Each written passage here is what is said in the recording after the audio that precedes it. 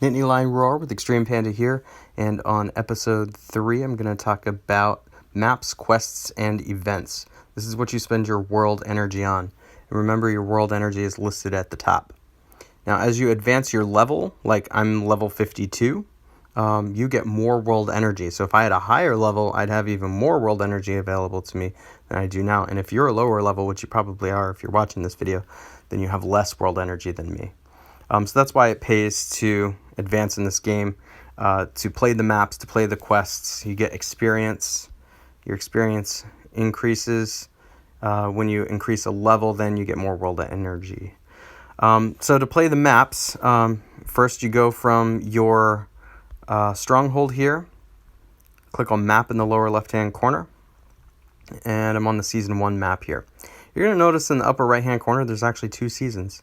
So Season 1 is the main season, and then you have Season 2 as well, which is Atlantis. So it's an Atlantis-themed season. Both maps, whether you're in Season 1 or Season 2, give you valuable resources and loot for completing each of the levels.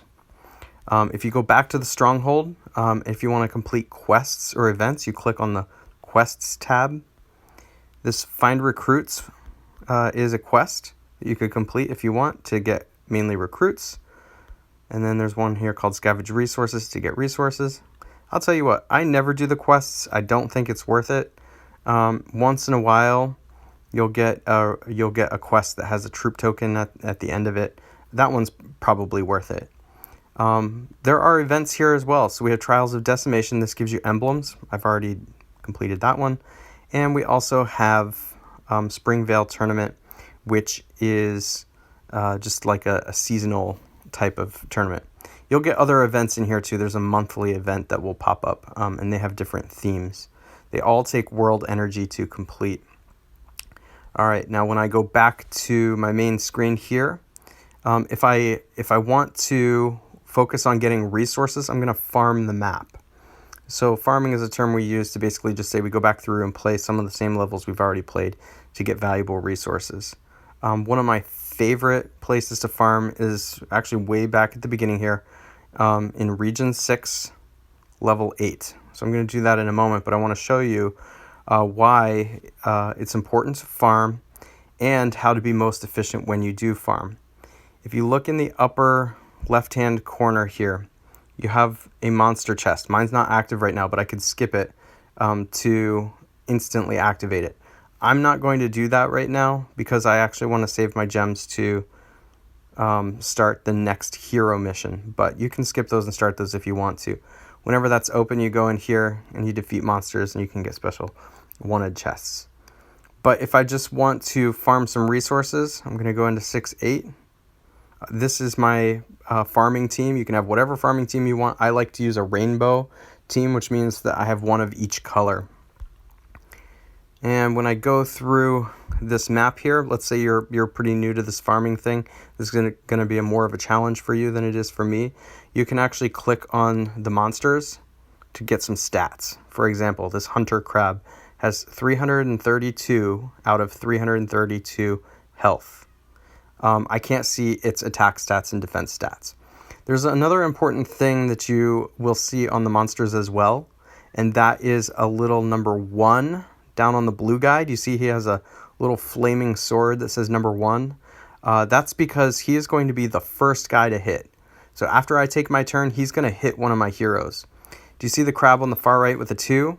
He's going to hit me in 2 turns. The crab on the far left is going to hit me in 3 turns. And then, of course, this last guy is going to hit me in 4 turns, the guy in the middle left. So when you're playing the map, or if you're playing any event or tournament that has monsters like this, you want to try to kill these guys who are going to hit you first. Like this Tritonic Warrior. I want to try and kill him first. I want to try and kill this guy second. So you want to kind of strategize around that. I don't have a real good way to kill this guy right now, so I'm actually going to try and go after this crab on the far right because he's going to hit me pretty soon. And now see, I've saved myself a little bit of damage.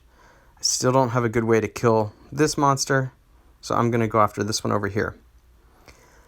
By the way, you can select monsters and heroes when you're raiding just by clicking on them. Do you see how you can select them?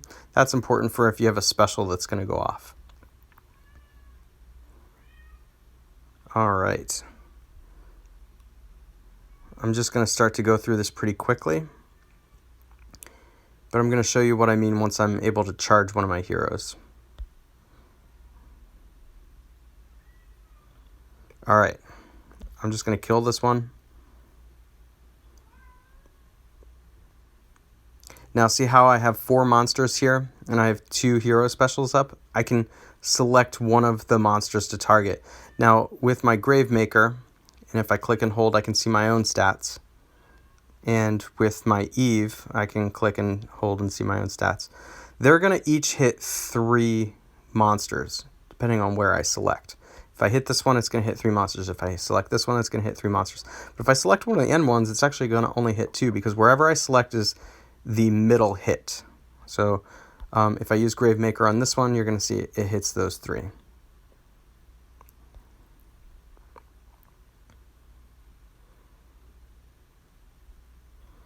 All right, and now we're on the boss. And see, I can select a boss if I want to as well. And it's not going to matter because I'm just going to use all my hero specials and kill these guys.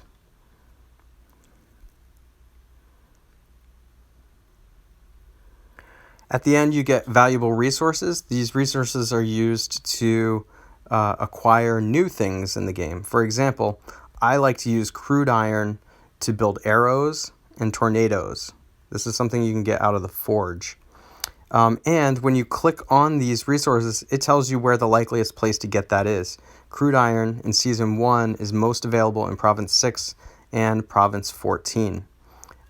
You also get new feeder heroes as well whenever you complete these levels. One thing that I think could be overlooked at the beginning and is really important is you actually don't need to devote as much time to this game as you think you would, because luckily Small Giant Games has implemented a feature called auto farming. So if I go back into my level 6-8, do you see in the upper right hand corner there's 2 buttons there. One of them is sort of like a fast forward symbol.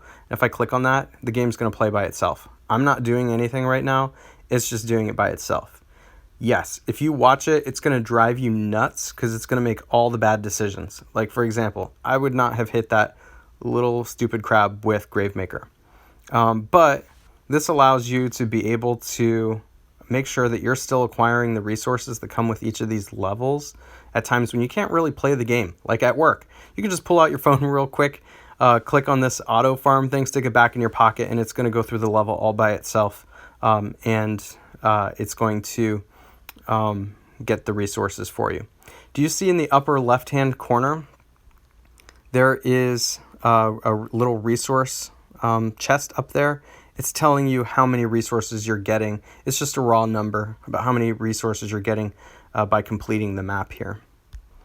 All right, now I'm going through this pretty quickly because I'm farming a low level with really high level heroes. If you have lower level heroes, you need to be a little more intentional about what you're doing here. So I'm not talking strategy right now, just showing you what you need to do. All right, well, I hope you enjoyed this video. If you have any questions, let me know.